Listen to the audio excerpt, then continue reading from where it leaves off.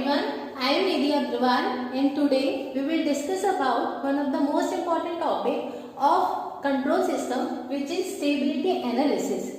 This is one of the most important topic with respect to GATE, EAC or any other engineering exam. First we need to understand what is stability, then we can only analyze it, right? So stability, it is made of two terms, stable plus ability. That means when something has ability to be stable, so this is known as its stability. Now with respect to for a control system, it is defined as when a system is said to be stable if its output is under control. That means if we can control a system output, then particular system is known as a stable system. Let's have one more definition for a control system stability. It is defined as it's a system ability to reach steady state. What is steady state? It is the final output that we want from our system. That means that unvarying condition is known as its steady state. So what we want from our system to reach to that steady state and remain in that state for a particular input. That means if I have applied some input to a system, then my system should reach to that steady state and remain in that state irrespective of the variation in parameters of a system. That means afterwards if some parameters are changed of a system or some disturbances arises, then also my system should not deviate from its final condition. When this is achieved, my system is said to be a stable system. Now the question is, why a control system should be stable? What if my system becomes unstable, then what will happen? This can be understood with a practical example. If we take example of a robot motion arm. Here, if that motion of the arm of a robot is not in our control, that means that system can move to with any intensity in any direction. So this is beyond our control. So if we give any finite input, it may produce some infinite output as well. So the intensity of the motion arm can be infinite, which we don't want because that can be a risky and dangerous operation. That's why we always want our control system to be stable. Till now we have understood what is stability. Now based on that stability, our system is classified in three categories, which are stable system, unstable system and marginally stable system. How they are classified? Suppose if we produce some small changes in system input or in some system parameter or in the initial condition of the input. If we do some small changes in them, then some oscillations will be set up in our system. Why? Because our system has moved from its idle state. So, in order to negotiate it, some oscillations will be set up in the system. Now, finally, the outcome of those oscillations will define the stability. Let's see how. See, if those oscillations that are produced in the system based on the variation in these parameters, if those oscillations are damped out with respect to time, that means those oscillations are decaying in nature with respect to time, then those systems are classified as stable system. Let's have one example. Suppose I am having one system xt and the oscillations produced in the system xt are like this. So what we can see, finally those oscillations that are produced in my system are decaying in nature. So this system is an example for a stable system. Now let's talk about unstable system. What are unstable system? If those oscillations that are produced in the system are increasing in magnitude with respect to time. That means, let's take an example. Suppose I am having one system yt and the response of the system are like this. So what we can see here, the oscillations that are produced in my system yt is increasing in nature with respect to time. So this is an example for a unstable system. Now we have one more category of system which is marginally stable system. This is at the verge of stable an unstable system. Here what is happened, when the oscillations are set up in the system, those oscillations are sustained with respect to time. What does it mean? That means those oscillations are neither increasing nor decreasing. Let's take an example. Suppose I am having one system ZT whose response are like this. Here what can I see? That those oscillations are sustained. They are neither increasing nor decreasing with respect to time. So this is an example for a marginal stable system. Now let's define some stability criteria for a linear time invariant system, that is LTI system. For a LTI system to become stable, it should satisfy two conditions. What are those? B-boy stability and zero input stability. Let's discuss about them first. B-boy stability. B-boy stands for bounded input, bounded output. That means if I give the bounded input to my system, then it should give me a bounded output. So now the question is, what is actually a bounded signal? A bounded signal is a signal which is having finite value for all instant of time. So in a nutshell, we can say if a signal's maximum and minimum both are finite, then that particular signal is a bounded signal. Let's have some example. Suppose I am having one signal.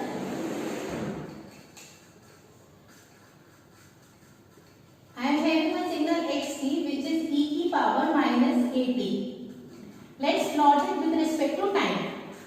Here at t equals to 0, my signal's value will be e की power minus 0, which is equals to 1, and at t equals to infinity, it will be e की power minus infinite, which is nothing but 0. So the response of my system will be like this. Here what I can see, this is its maximum value, which is 1 here, and this is its minimum value, which is tending to 0 and t tends to infinite. So what I can say, here the maximum value is 1 and the minimum value is 0, and both are finite. So this is an example for a bounded signal. Let's take another example. Suppose I am given a damped signal. This equation is T ut. We all know that. So what happened, at t equals to 0, the outcome of my signal will be 0, and at t equals to infinite, it reaches to infinite. So my signal will be like this. So its maximum value is this and minimum value is this. Here in this case, the minimum value is finite, but the maximum value is infinite. So we can say this is not a bounded signal. Now when we understand the definition of bounded signal, what are B-boy stability states? That for all the bounded input like this signal, all the bounded input, my system should produce a bounded output. Just take care of this term all. So this should be satisfied for all the bounded input. Okay. Now the second stability criteria is zero input stability. As the name implies, zero input. That means in the absence of input, my output should tend towards 0. When I am not providing input to my system, the output from a system should be 0. So this is the zero input stability criteria. This is also known as asymptotically stable system. I have a question for you. Question is, if a step input for a system is producing finite output for all instant of time. That means when I am giving step as an input to my system, then it is providing me finite output for all instant of time. The question is asking, is that system stable or not? So we need to check about these two stability criteria, correct? So first is B-boy stability. That means for bounded input, bounded output should produce. So let's check whether that step input is a bounded input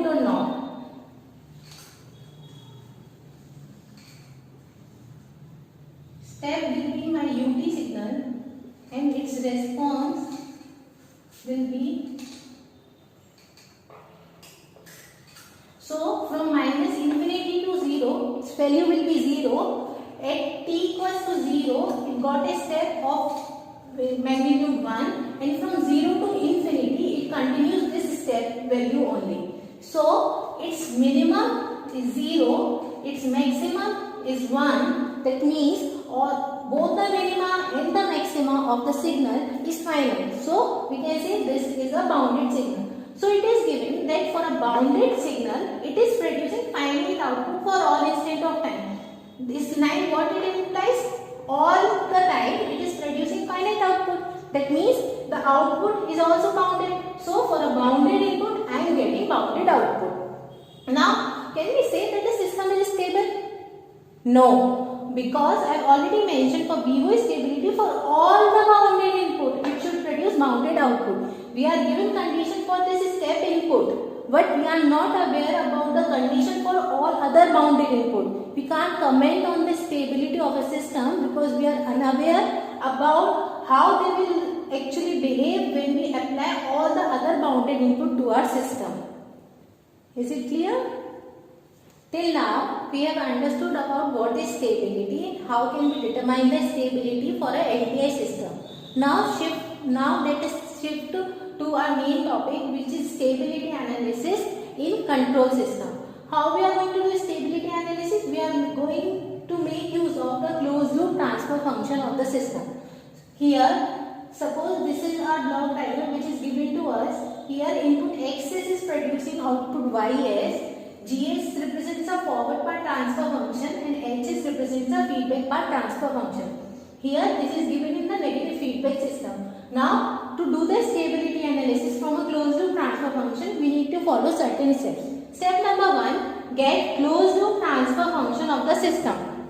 So visualize block diagram. The closed loop transfer function of the system will be, transfer function is nothing but the ratio of output to a input in S domain in zero initial condition. Here it will be Gs upon 1 plus Gs Hs.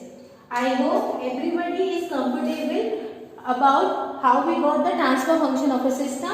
You need to take care about, because this is a negative feedback system, that's why that plus sign will be here.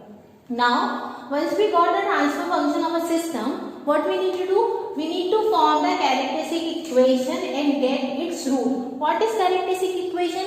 It is nothing but when we equate the denominator polynomial of a closed loop transfer function to 0. See, this is a closed loop transfer function and this is its denominator. So, when this equation is equated to 0, this will give us the characteristic equation Qs. Here, this will be 1 plus Gs Hs. When it is equated to 0, this is known as its a characteristic equation. We will say it as Qs. Now what we need to do? We need to get its root, and after getting the root, we need to plot those roots on the S-plane. What is S-plane? S-plane is nothing but it consists of 2 axes. This is its real axis sigma and this is its imaginary axis j omega. This is known as the left half of the S-plane and this is known as the right half of the S-plane.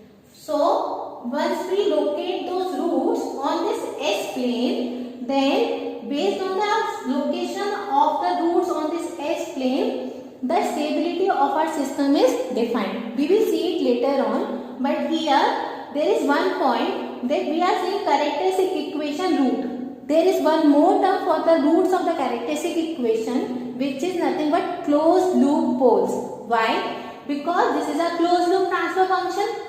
This numerator equation will give us the zeros of the transfer function, and the denominator polynomial will give us the closed loop poles, and we are going to make use of this equation only. That's why the roots of the characteristic equation are also known as closed loop poles.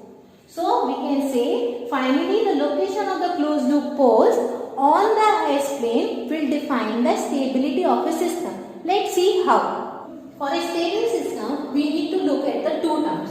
What are those? First is all roots, second is left half. So, when all the roots of QS, that means all the closed loop pole of my system lies in the left half of the S-plane, then my system is a stable system. Let's have some example. Suppose this is my S-plane, here it is real axis, here it is its imaginary axis. Suppose I am having two roots like this. These are nothing but two simple roots, but they are lying in the left half of the S-plane. So this is a stable system. Now suppose I got two roots like this, a pair of complex conjugate root, but we need to look at the roots position. All the roots are still in the left half of the S-plane. So this is again example for a stable system. Let's have one more example. This is S-plane. Suppose I am having two roots like this. What are those? Those are known as repeated roots. Repeated roots are roots when we got more than one root at the same location. So here I am getting two roots at the same position. So they are known as repeated roots. But one thing to be noticed here is again that these two roots are again in the left half of the S-plane. So these all two systems are example for a stable system. Now, what about unstable system? There is two criteria for an unstable system. If either of them got satisfied, then our system becomes unstable system. So any one of them should satisfy. What is given? If any root in the right side of the S-plane. Suppose this is my S-plane. Here I am getting one root like this. Till now this is example for a stable system because all the roots are in the left half of the S-plane. But the moment I got one of the closed loop poles here, that means in the right half of the S-plane, then my system will become unstable system. Second criteria is repeated roots on j omega axis. See, this is my S-plane. This is its imaginary axis, correct? Suppose I got two roots at origin. So this is making it as an unstable system because of the repeated roots on the origin. Suppose I got two more roots at plus minus aj, repeated roots. Again my system is unstable only because I am getting repeated roots on the j omega axis. Third system is marginally stable system. What are the conditions? Roots on the j omega axis with multiplicity 1. So first we need to understand what is multiplicity 1. That means that roots should not be repeated. That's it. And whenever the roots are there on the j omega axis, they should be with multiplicity 1. And if any other root exists beside the j omega axis, then they should be in the left half of S-plane. Let's take example. Suppose this is my S-plane, sigma and j omega axis. If the location of root is like this, then we already studied this is a stable system. Suppose I get one root at origin like this, then this system becomes marginally stable system. Why? Because I got one root on the j omega axis which is with multiplicity 1, that means that root is not repeated. Now, if I got one pair of complex conjugate root plus minus aj like this, then this is also again an example for marginally stable system. Why? Because all the roots lying on the imaginary axis are with multiplicity 1 only and other roots are present in the left half of the S-plane. Suppose I got one closed loop pole like this. Here in this case, because of this root, my system will become an unstable system. So we can conclude for all the system, if all the roots of the characteristic equation, that is closed loop poles, are lying in the left half of the S this is the example for stable system. For unstable system, we have two criteria. One is if any root in the right side of the S plane or repeated root on j omega axis. Now, for marginally stable system, we have criteria that all the roots lying on the j omega axis should be with multiplicity 1 and all other roots, if they exist, they should be in the left half of the S plane. Suppose we are given some closed loop transfer function of some systems and the question is asking to comment on the stability, that means whether the particular system is stable, unstable or marginally stable. So, to determine the stability from a closed loop transfer function, the first step was to get the transfer function itself, which is given to us. Second step was forming the characteristic equation and finding its root. That means we need to get the closed loop poles of the system. So, here the poles will be at s equals to -1 and s equals to -3. The third step was to locate those closed loop poles on the S plane. So if I locate those roots, this is at -1 and this is at -3. So after location of the roots on the S plane, we need to comment on the stability. Here all the roots are lying in the left half of the S plane. So this is the condition for a stable system. Let's look on the another example. Here the closed loop transfer function is given to us. Again the closed loop poles location will be -2 and -1 comma -1. Because of the square we will get repeated roots at -1. Let's plot them. So here it will be -1 -1 and here it will be -2. Again one thing to notice is that all the roots are again in the left half of the S plane. So this is an example for a stable system again. Okay. Talking about the third example, here my closed loop poles are in the quadratic equation. So let's solve it. It will be S equals to -b plus minus b square minus 4ac divided by 2a. So the location of the roots will be -2 plus minus 2j. Correct.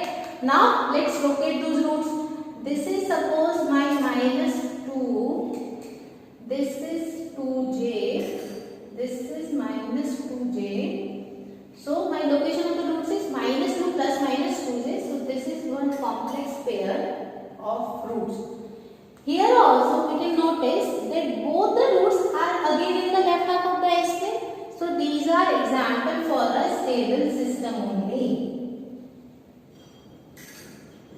Talking about this one. See, here the location of the roots will be at S equals to 0 and at S equals to -3. Let's plot them. It will be S equals to 0 and it will be S equals to -3. Here what can I see? One of the root is lying in the left half of the S plane and other root is lying on the j omega axis but with multiplicity 1. So this is example for a marginally stable system. Okay. Now I have one question. Suppose here the root, this root is s equals to +2. If I make it to -2, so the location of 0 of my closed loop pole will be at 2. So this will be in the right side of the S plane. Correct. So now tell me, by making this modification, has my system become an unstable system? No, my system is still a stable system. Why? Because I already told you to determine the stability, we need to focus on the closed loop poles location, not closed loop 0. This is one of the 0 of this particular system. So I need not to worry about where is the locations of the zeros. I only need to focus on the location of the poles to determine stability. So here also after modification my system is still stable because both the closed loop poles are still lying in the left half of the S-plane. Let's take some more example. Here let's find the closed loop poles first. As a first step, the closed loop poles location will be at S equals to -1 and at S equals to 3. Here it will be at S equals to 2 repeated roots at origin. Then S equals to -1 and at S equals to -2. Here the roots location will be at S equals to -4 and this will make it as ±2j. Here the poles location will be at S equals to 0, -3, then repeated roots at ±2j.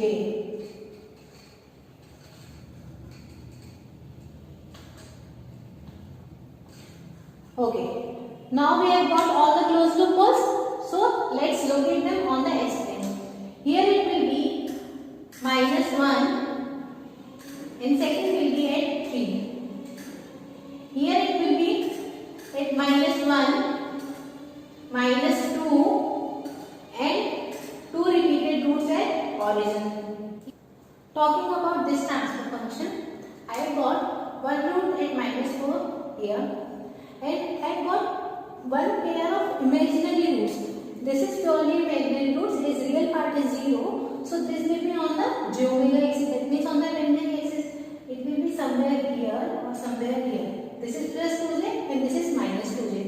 So I can see that roots on the j omega axis are there, but they are with multiplicity 1. That means those roots are not repeated, and other roots are in the left half of the S-plane. So this is example for a marginally stable system.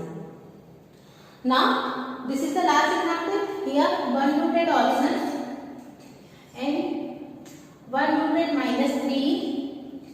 Till now this is a marginally stable system because roots on the j omega axis with multiplicity 1 and other roots are in the left half of the S-plane. Now we got two repeated roots +-2j +-2j on j omega axis. Somewhere here like this, here like this. So what was the second criteria for an unstable system? If I got repeated roots on the j omega axis, here I got it. So because of this and because of this, my system has become unstable system. So based on the location of the closed loop poles, we can classify our system into 3 categories: stable, unstable and marginally stable. This is one of the methodology to talk about the stability of a system. We are having some more methods which will actually simplify for nth degree polynomial. We will discuss them in the next lecture. Thank you.